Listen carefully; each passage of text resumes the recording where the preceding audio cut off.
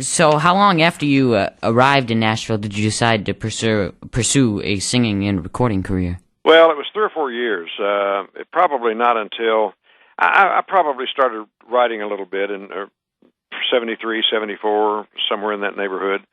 But those first few years at the radio station, I was really busy trying to help, bring the station up in the ratings. And we finally did make it the number one station in town.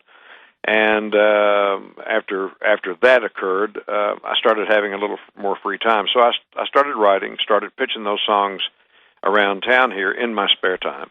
And my attitude was simply, if something works out, great. If it doesn't, no big deal.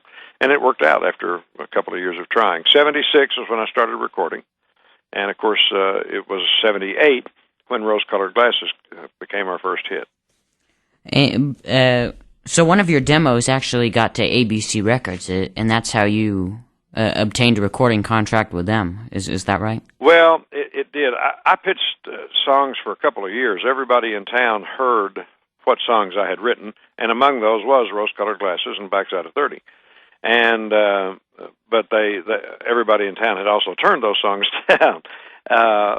When I was pitching those songs around, people at the labels or whatever would generally want to know who was singing. They were less interested in the songs they were hearing themselves, and so I had two other offers essentially from smaller labels here in town. And once we had those two offers, we were friends with Jim Fogelsong, who was president of ABC, and Jim said, "Well, maybe I better listen again before you make a deal with somebody else." So I sent the songs back to him. He'd already actually been pitched these things once, and he agreed to sign me. And Rose-Colored Glasses and Backside of 30, I'm sure, were responsible for ultimately, my being signed. We did them in the first session I ever did, and we went from there. But it still took a couple of years from the time I started recording in 1976 until we had the first hit. It's kind of funny to me that those two songs weren't picked up right away, because Rose-Colored Glasses seems like a kind of song like someone like George Jones would have wanted to record. Right. If they were directly pitched it. Right, exactly. Well, you never know. What I was doing, of course, was pitching these things to the people at the labels. Yeah. And so they never probably got beyond the A&R department. Mm-hmm. Chet Atkins came to me one time after I had made it, and after I'd had 3 or 4 hits, we were doing some TV show together, and he said, I don't know that I would have heard you, is the way, quote, heard, wanted to sign you if I had heard you, but he said, you have a real distinctive sound, and he went on to compliment me. I said, well, Chet, as a matter of fact, you did turn me down, essentially. I mean, we had pitched our things to him, and I said, you did turn me down, so I said, that answers your question. And that's not unusual at all. I mean, people here are bombarded with hundreds and hundreds of songs and singers, and everybody here has missed some along the way.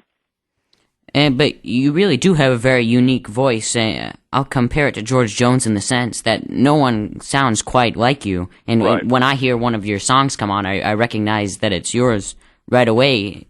Do you sort of take pride in the fact that you don't sound like anyone else people can distinguish? Absolutely. And it's nothing that I consciously created. I didn't set out to find a sound. I think you find it, or it finds you over time. The thing that I credit most for the way I ended up sounding was my time in radio, because when I listened to old tapes of my singing before I was in radio, the sound was totally different. I had more of a soft folk sound, if you can imagine that. But somehow, training my voice to speak on the air, and the inflections that you use to sell a newscast or a commercial or whatever you're reading on the air, change the way that I phrased and when I sing. And so I credit that as much as anything else for the sound that I have, whatever that is. A fabulous sound. Oh, thank you. Oh, you're welcome. And so I guess back to 1978, you released Rose-Colored Glasses And didn't it pretty much go right to the top of the charts? Well, in '78, Rose was actually my fourth single release. If it had not made it, I'm sure, and rightfully so, I'm sure they would have said, okay, well, we've given this 4 singles and nothing's happened, so we're going to have to stop here. And I would have been dropped from the label. The Backside of 30 was the very first song we put out in '76, and it didn't make it. I mean, it hit the charts, the national charts, for about 2 weeks and fell right out. It ended up being a hit in about a half a dozen towns, one of which was Louisville, Kentucky, 50 miles from where I was from. And so, but it wasn't a national hit. We had 2 other songs after Backside that didn't make it. And then Rose, again, would have been probably my last shot, at least with that label. Rose hit in Houston, Texas, and Houston being the size market that it is, it just exploded on the air down there and spread from there to become a national hit. And then we get by. So okay, that gives us the reason to get the album finished up, and we jump in and record and get the album ready to go. We release the second song, which was "Lady Lay Down," became a #1 record. And then by then people at radio stations were going to the label, there's a song on this album you need to release. Oh yeah, what's that? Oh, Backside of 30, it's a smash. Well, we did that already and you guys wouldn't play it. Oh yeah, we know, but you put it out again, we will. And so Backside was actually single #1, single #6, and didn't make it first time. The 6th release, it was #1 record. And now you co-wrote Rose-Colored Glasses with a newsman at your radio station, isn't that correct? Yeah, George Baber was his name. He was actually my first job to go back to Fort Knox, where I got the first radio job. I was hired to take his place at the Fort Knox radio station. He was leaving that station to go to another, and so he ended up being my first instructor in radio when I got that first job.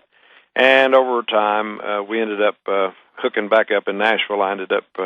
He got out of radio for a while, but I talked him into coming back in and coming to Nashville years later after I had gone to WLAC. And so we worked together at that station as well and hung out a lot together. And he wrote what we turned into the third verse. And you were working with producer Bud Logan. Right. And you sort of continued to work with him pretty much throughout your whole career. We still do. All of the things we're doing now, we have our own label now, but all of the things we're doing, he still does.